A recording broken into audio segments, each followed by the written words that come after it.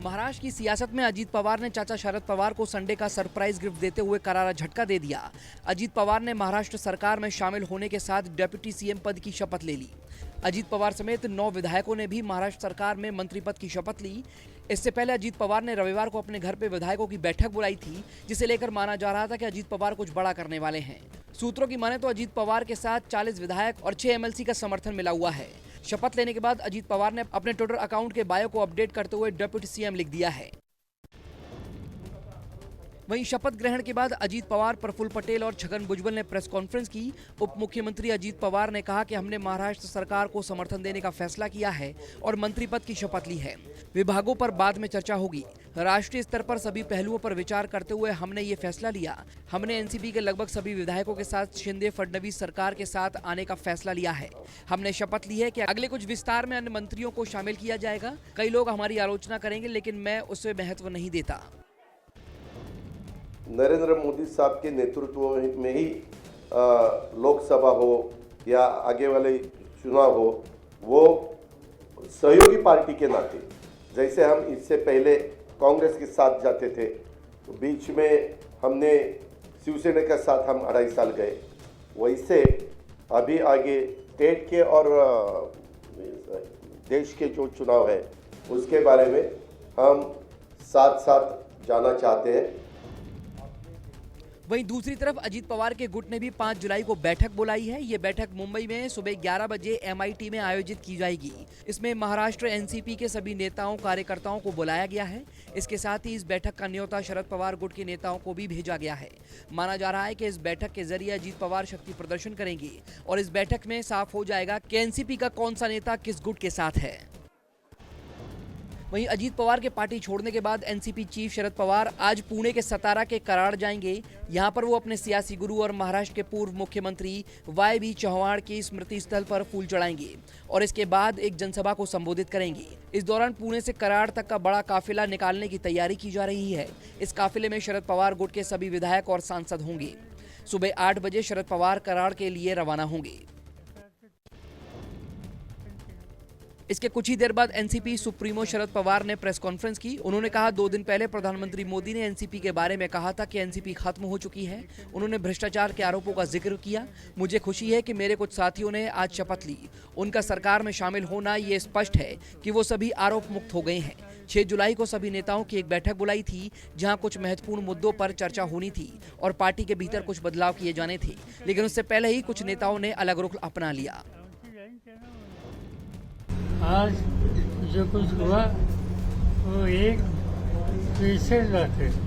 Agency जो है देश की, इन एजेंसीज का इस्तेमाल करके ये कदम उठाए गए, ऐसे मुझे लगता है।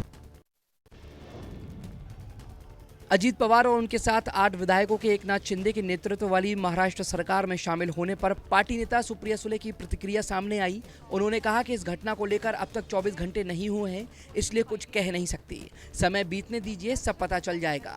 उन्होंने कहा कि जो विधायक अजीत पवार के साथ गए हैं वो उनसे अभी संपर्क में हैं और उनसे बात हुई है। आगे भी वो उनसे बात करेगी। अभी देखते, आज ही तो हुआ है भैया, बच्चा अभी तो पैदा हुआ है, थोड़ा सांस तो लेने दो, देखते आगे आगे क्या होता है। 1 स्टेप एट अ टाइम। 12 घंटे भी नहीं हुए हैं, अभी देखते आगे आगे धीरे धीरे क्या होता है। I really won't have an idea because I don't indulge in gossip and we had a meeting scheduled on the 6th anyway there was a meeting scheduled which you all are aware of. NCP में हुए घटनाक्रम के बाद Shiv Sena UTV सक्रिय हो गई है। पहले ही टूट का शिकार हो चुकी पार्टी और किसी नुकसान से बचने के लिए मंगलवार को उद्धव ठाकरे ने महत्वपूर्ण बैठक बुलाई है। सांसदों, विधायकों और पदाधिकारियों की बैठक में शामिल होने का आदेश दिया गया है। ये बैठक शिवसेना भवन में दोपहर 12:30 बजे होगी। वहीं संजय राउत ने इस घटनाक्रम पर हमला बोला। उन्होंने कहा कि ये प्रक्रिया चल रही थी, हमें पता था एकनाथ शिंदे के ऊपर जो डिस्क्वालिफिकेशन की तलवार लटक रही थी वो जल्द ही गिरने वाली है। नरेंद्र मोदी साहब के नेतृत्व में ही लोकसभा हो या आगे वाले चुनाव हो, वो सहयोगी पार्टी के नाते, जैसे हम इससे पहले कांग्रेस के साथ जाते थे, तो बीच में हमने शिवसेना के साथ हम 2.5 साल गए, वैसे अभी आगे स्टेट के और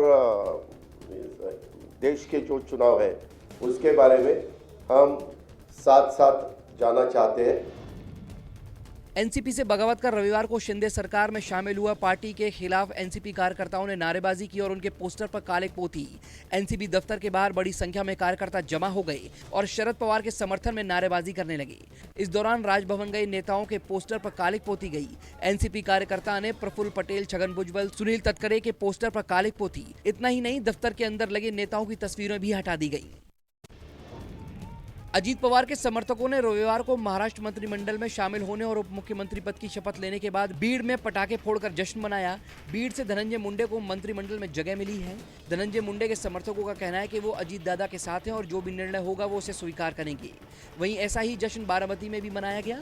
बता दें कि बारामती पवार परिवार का गढ़ कहलाता है। अजीत पवार की चचेरी बहन सुप्रिया सुले यहीं से लोकसभा सांसद हैं। पीएम मोदी ने आज केंद्रीय मंत्रिपरिषद की बैठक बुलाई है। ये बैठक दोपहर 3:30 बजे दिल्ली के प्रगति मैदान के कन्वेंशन सेंटर में होगी, जहां सितंबर में G20 शिखर सम्मेलन भी होना है। पहली बार मंत्रियों की बैठक बड़े पैमाने पर की जा रही है। बैठक ऐसे समय हो रही है जब बुधवार को पीएम मोदी ने अमित शाह और जेपी नड्डा के साथ मीटिंग की थी। माना जा रहा है कि इसमें सरकार और बीजेपी संगठन में बदलाव को लेकर चर्चा हुई थी। ऐसे में कयास लगाए जा रहे हैं कि पीएम मोदी आज की बैठक के बाद कुछ बड़े बदलाव कर सकते हैं। यूनिफॉर्म सिविल कोड पर आज संसदीय कमेटी की बैठक बुलाई गई है, जिसमें लॉ कमीशन को भी बुलाया गया है। बीजेपी के राज्यसभा सांसद सुशील कुमार मोदी की अध्यक्षता में ये बैठक होगी। सुशील कुमार मोदी ने कहा कि जो पर्सनल लॉ है उस पर अध्ययन करना हमारी कमेटी लॉ एंड जस्टिस के अधिकार क्षेत्र में आता है। हम लोगों ने लॉ कमीशन भारत सरकार के प्रतिनिधियों को बुलाया है। लॉ कमीशन ने एक विमर्श पत्र रिलीज किया है। उस विमर्श पत्र में क्या चीज है, लॉ कमीशन का यूनिफॉर्म सिविल कोड पर क्या कहना है, ये सब वो बताएंगे। कमेटी के सदस्यों के सवालों का भी वो जवाब देंगे। कर्नाटक विधानसभा का बजट सत्र आज से शुरू हो रहा है, जिसके हंगामेदार होने के आसार हैं, क्योंकि विपक्षी पार्टी बीजेपी भारी बहुमत के साथ सत्ता में आई कांग्रेस की करीब 1.5 महीने पुरानी सरकार को उसकी चुनावी गारंटी को लेकर घेरने की तैयारी कर चुकी है। सीएम सिद्धरामैया वित्त विभाग का कार्यभार भी संभाल रहे हैं और वो 7 जुलाई को राज्य का बजट पेश करेंगे। वहीं बीजेपी ने कांग्रेस को 5 गारंटी लागू करने के कथित रूप से असफल होने पर घेरने की तैयारी की है।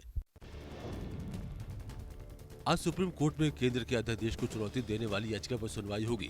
ये याचिका दिल्ली सरकार की ओर से दायर की गई है। अधिकारियों के ट्रांसफर पोस्टिंग मामले में केंद्र सरकार के अध्यादेश पर तत्काल रोक की मांग वाली दिल्ली सरकार की मांग वाली याचिका पर जल्द सुनवाई की मांग को लेकर आज सुप्रीम कोर्ट में सुनवाई हो सकती है। बता दें, केजरीवाल सरकार ने अध्यादेश को असंवैधानिक बताया है और इसके खिलाफ कड़ा रुख अपनाते हुए दिल्ली में ट्रांसफर पोस्टिंग पर केंद्र सरकार के नियंत्रण को चुनौती दी है।